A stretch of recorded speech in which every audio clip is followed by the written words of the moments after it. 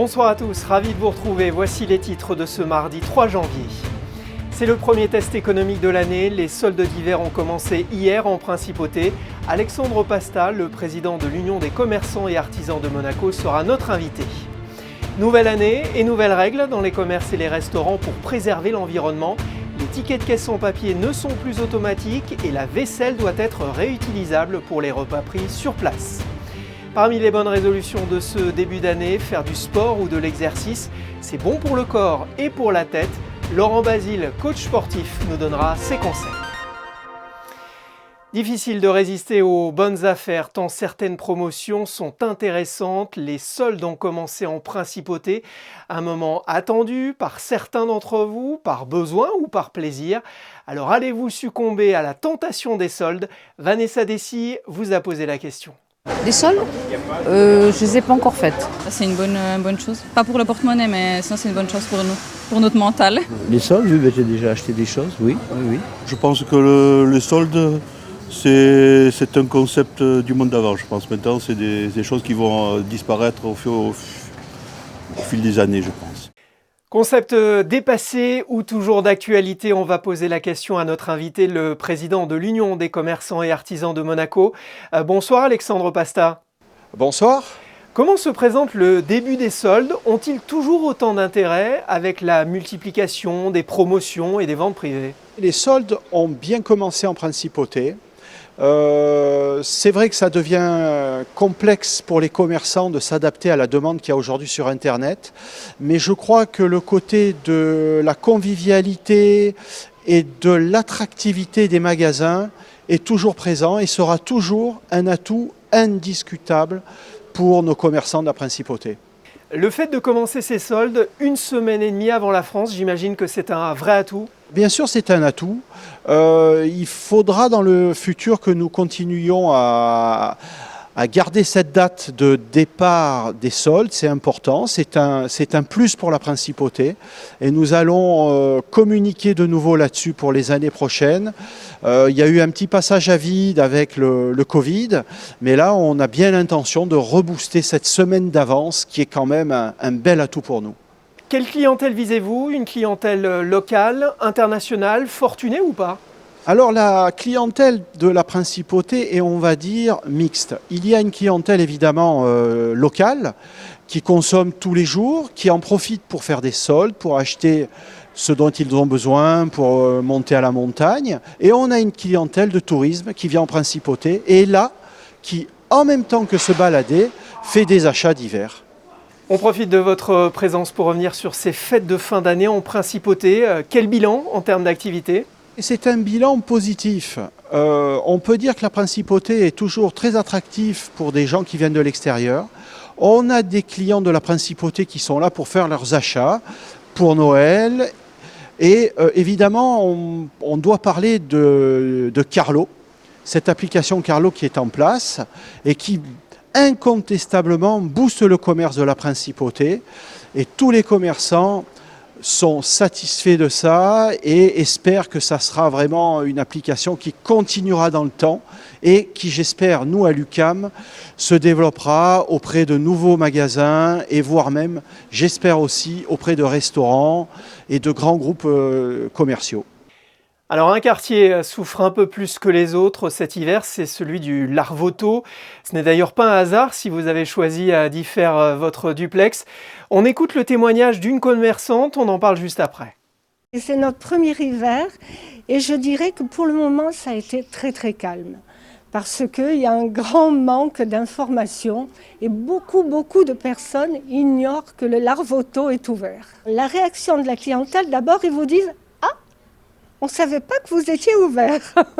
Bon, après, ils sont contents, mais il va falloir qu'ils prennent l'habitude aussi que le Larvoto est ouvert toute l'année, qu'il y a des boutiques d'habillement et autres. Bon, on a quitté les maillots, on revient à l'hiver, mais nous sommes là toute l'année. Alexandre Pasta, comment faire pour booster l'activité de ce nouveau quartier, plébiscité en été, mais un peu moins fréquenté pour l'instant en hiver?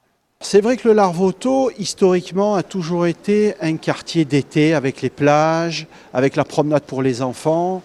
Récemment, il y a de gros travaux qui ont été entrepris par le gouvernement. C'est des travaux qui ont été vraiment magnifiques. Le résultat est absolument fantastique. L'idée est de pouvoir continuer à travailler l'hiver. Comment booster? C'est vrai que c'est une question qui est assez compliquée. Évidemment, on souhaite que les magasins restent ouverts le plus longtemps possible. Il y a eu un petit manque d'éclairage en fin de journée au niveau de la promenade du Bas qui aurait peut-être facilité la venue de clients après 17h.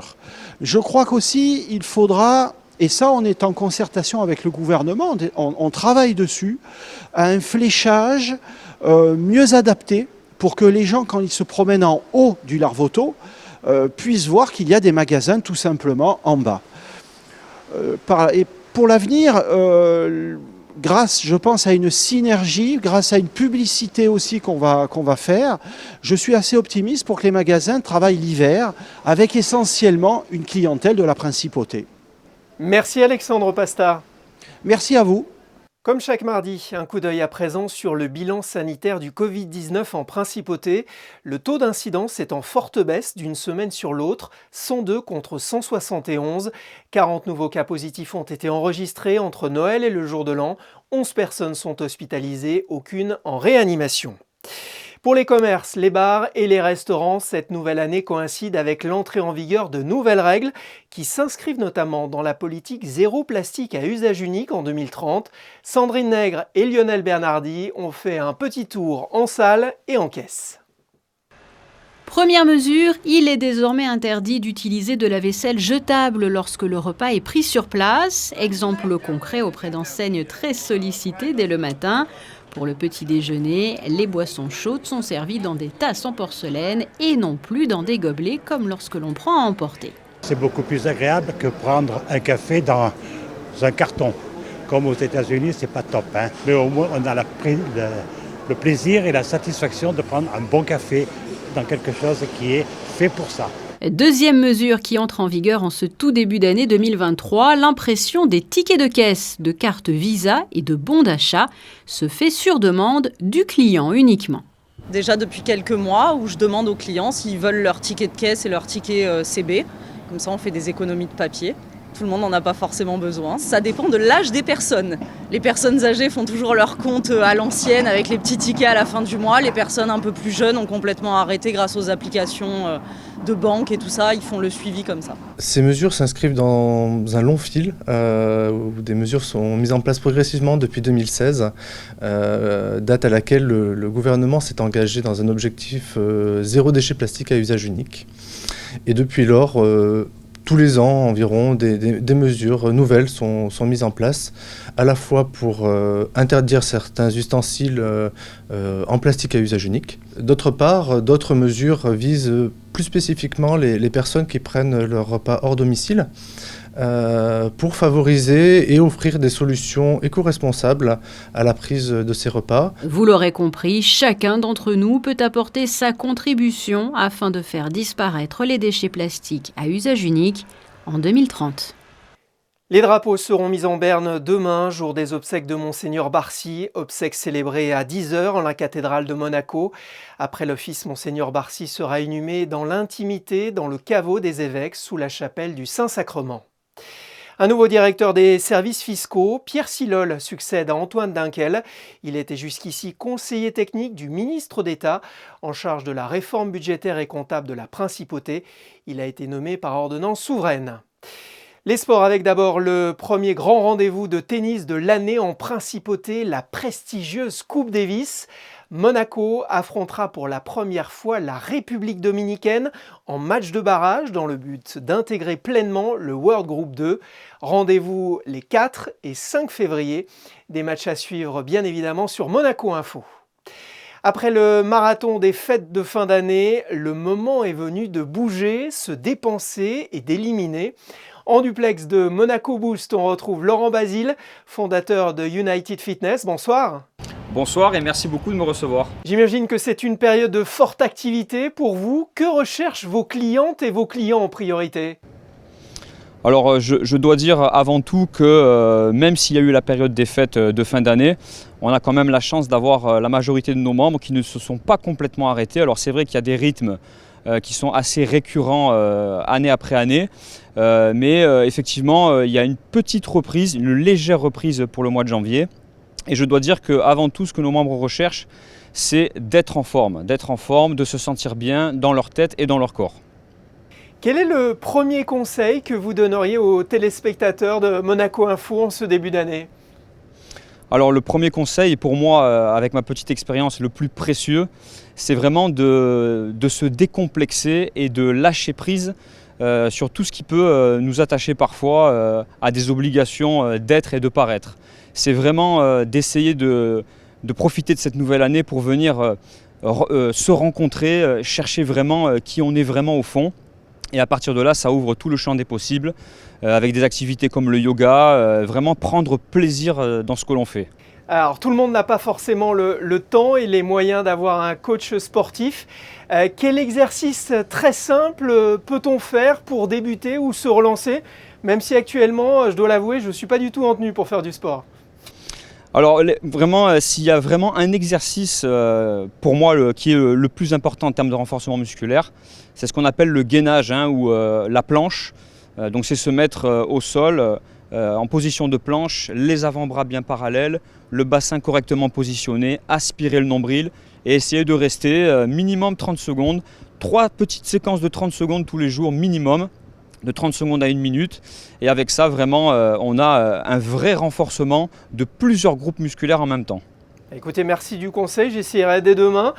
Quels sont les pièges à éviter quand on commence ou recommence une activité? Le premier piège, c'est de tomber vraiment dans l'extrême. Donc là, on a traversé une période de fête où on a fait quelques excès, voire même beaucoup d'excès sur le plan nutritionnel. Moi, je dirais, c'est de passer tout de suite dans l'autre extrême, c'est-à-dire de couper, de plus manger, de plus boire, de prendre une paire de baskets et d'aller courir, de vraiment partir dans l'extrême. Moi, je dis toujours qu'il faut être en forme pour courir et pas courir pour être en forme.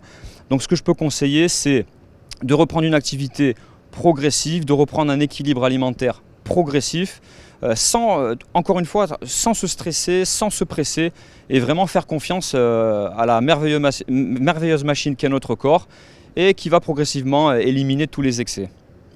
Alors retrouver la forme, cela passe aussi par une meilleure alimentation, une meilleure hydratation. On a parlé d'ailleurs ici même avec une nutritionniste hier. Cela passe aussi par une meilleure régulation du sommeil. Oui, absolument, je pense que c'est très important. Alors après, on est tous différents, on a tous des besoins qui sont différents. Mais il est vrai que, en plus d'une mauvaise alimentation, si vous avez un mauvais sommeil, si vous manquez de sommeil, eh bien ça va se ressentir dans votre activité de tous les jours, qu'elle soit professionnelle ou même physique. Et ça peut, à la longue, effectivement causer des petits soucis. Donc bien se reposer, bien s'hydrater et manger de manière équilibrée. On va essayer de suivre tous vos conseils. Merci Laurent Basile. Merci à vous. L'année à peine commencée, il faut déjà penser à la rentrée scolaire 2023-2024. Les inscriptions pour les écoles maternelles et primaires sont ouvertes à partir de demain et jusqu'au 20 mars. Pour les établissements publics grâce au téléservice qui s'affiche en bas de votre écran et pour les établissements privés sous contrat sur rendez-vous. Quel temps fera-t-il demain? On voit cela tout de suite avec vous. Vanessa, bonsoir. Bonsoir Sébastien, bonsoir à tous. Le soleil sera de retour en principauté malgré quelques passages nuageux. Les températures resteront assez agréables. Elles iront de 12 à 15 degrés. Le soleil se lèvera à 8h02 et se couchera à 17h07. Et nous fêterons les Odilons. Merci Vanessa, c'est l'expo photo à ne pas rater en ce début d'année. Les photographes de la direction de la communication, Manuel Vitali, Mickaël Alési et Stéphane Dana, ont rassemblé leurs plus beaux clichés de l'année à la Galerie des Pêcheurs et ils ont beaucoup de talent. On se quitte avec le making-of de cette expo. On se retrouve demain à 19h pour un nouveau journal.